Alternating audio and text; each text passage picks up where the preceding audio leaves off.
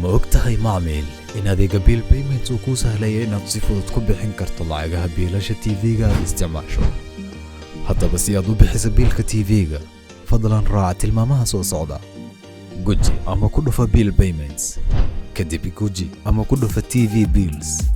Kadib dooro magaca TV-ga aad isticmaasho. Kadib dooro akoonka aad lacagta ka wareejinayso, select source account. kadib geli kaar lambarkaaga, enter customer ID number. kadib geli xadiga lacagta aad bixinayso, enter amount.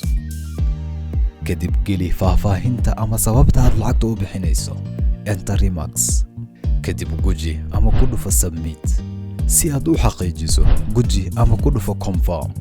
ugu dambayn, geli MPIN-kaaga ee ka kooban 6 number, enter MPIN. macmiil, waad ku guulaysatay lacag bixinta. waad ku mahadsantahay isticmaalka adeega MyBank Mobile Banking.